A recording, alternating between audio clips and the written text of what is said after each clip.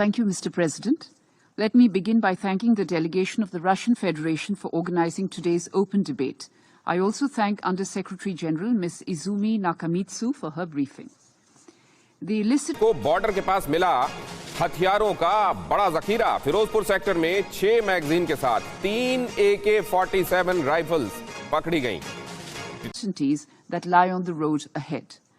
The export of weapons and military equipment in violation of international law गाड़ियों को बेचने की क्षमता रखता है। इसके साथ ही 2 मैगजीन, ये 60 राउंड्स और 7 ग्रेनेड भी सुरक्षा बलों को इसी ड्रोन के साथ मिले हैं। दरअसल ये ड्रोन पाकिस्तान से उड़ाया जा रहा था और इसको यहाँ भारत में भेजा जा रहा था ताकि यहाँ कई तरह के छोटे हथियार बनाए जाते हैं, जिनमें 30 बोर, 32 बोर, 8 mm, 7 mm, क्लाशिनकोव और शिकार में इस्तेमाल होने वाले हथियार शामिल हैं।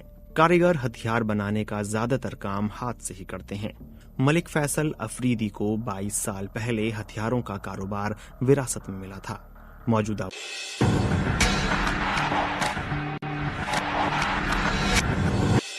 बड़ा जखीरा। फिरोजपुर सेक्टर में 6 मैगजीन के साथ 3 AK-47 राइफल्स पकड़ी गईं। 4 मैगजीन के साथ 2 M3 सब मशीन गन भी बरामद हुई। सीमा पार से तस्करी किए गए हथियारों का ये जखीरा पकड़ा गया। एक बड़ी कामयाबी मिली है। 3 Thank you, Mr. President. Let me begin by thanking the delegation of the Russian Federation for organizing today's open debate. I also thank Under-Secretary General Ms. Izumi Nakamitsu for her briefing. The illicit transfer and illegal diversion of arms, including conventional arms and ammunitions, small arms and light weapons, as well as weapons of mass destruction, their delivery systems and related materials, equipment and technology to non-state actors, including armed and terrorist groups, pose serious threats to international peace and security. The unraveling of the global disarmament architecture and landmark arms control agreements raise deep concerns about the edifice built over several decades and the uncertainties that lie on the road ahead. The export of weapons and military equipment in violation of international law exacerbates में steel bullets डालते हैं तो ये बख्तर बंद गाड़ियों को बेचने की क्षमता रखता है। इसके साथ ही 2 मैगजीन, ये 60 राउंड्स और 7 ग्रेनेड भी सुरक्षा बलों को इसी ड्रोन के साथ मिले हैं। दरअसल ये ड्रोन पाकिस्तान से उड़ाया जा रहा था और इसको यहाँ भारत में भेजा जा रहा था ताकि ये हथियार जो आप अपने टीवी स्क्रीन पर देख रहे हैं, इन्हें आतंकियों तक पहुंचाया जा सके। दर्रा आदम खेल ये एक पूर्व कबायली क्षेत्र है। यह इलाका राष्ट्रीय और अंतर्राष्ट्रीय स्तर पर छोटे हथियार बनाने के लिए जाना जाता है। इस इलाके के घरों और बाजारों में हथियार बनाए जाते हैं। हथियारों का यह कारोबार यहाँ पिछले कई दशकों से चल रहा है, लेकिन अब तक इस कारोबार को कानूनी दर्जा नहीं दिया गया। मई 2018 में सरकार की तरफ से इस उद्योग को कानूनी दर्जा देने के लिए कई योजनाओं की घोषणा हुई, लेकिन कोई भी लागू नहीं हो सकी। पिछली बार खैबर पख्तूनख्वा के मुख्यमंत्री महमूद खान ने 31 दिसंबर 2019 को दर्रा आदम खेल का दौरा किया था। तब उन्होंने घोषणा की थी कि सरकार पूरे दर्रा आदम खेल क्षेत्र को इकोनॉमिक जोन का दर्जा देगी। खैबर पख्तूनख्वा के मुख्यमंत्री के उद्योग और व्यापार मामलों के विशेष सहायक अब्दुल करीम खान ने बीबीसी को बताया कि दर्रा आदम खेल इकोनॉमिक जोन के लिए अखवारल क्षेत्र के आजाद मेला स्थान पर 400 कनाल जमीन की निशानदेही कराई गई थी। उनके अनुसार इस पर स्थानीय लोगों ने चिंता व्यक्त करते हुए कहा था कि अगर वे जमीन की कीमत वसूल कर लेते हैं तो पहले से मौजूद कोयला खदानों पर उनका मालिकाना हक खत्म हो जाएगा। कबायली इलाकों के खैबर पख्तूनख्वा के एकीकरण के बाद हथियार निर्माण उद्योग और इनकी खरीद बिक्री में कानूनी अड़चनें आना शुरू हो गई हैं।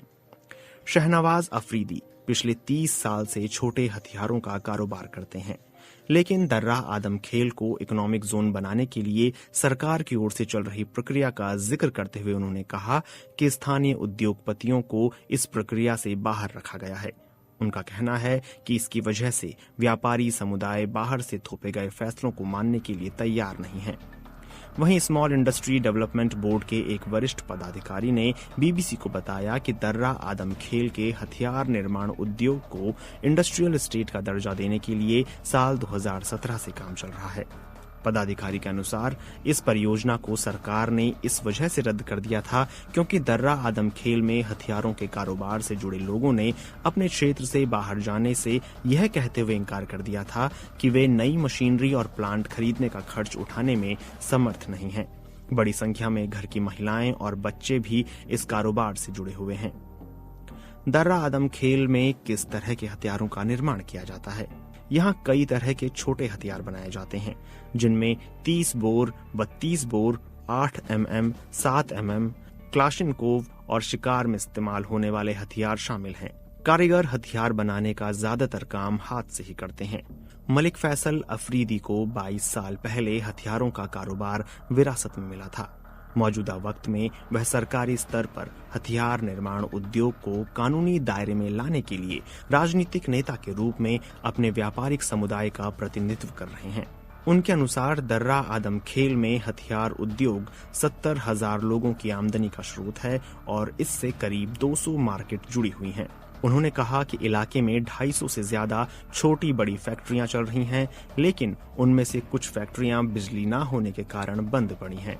इलाके के जाने माने उद्योगपति हाजी बाजगुल अफरीदी न केवल दर्रा आदम खेल में बल्कि देश के अन्य शहरों में भी हथियारों का कारोबार करते हैं।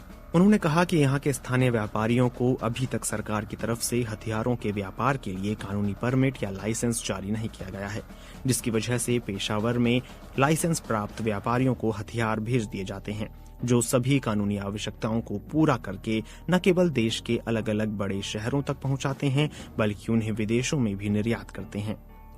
प्रांतीय गृह विभाग के अनुसार दर्रा आदम खेल में हथियारों के निर्माण को कानूनी दर्जा देने का काम चल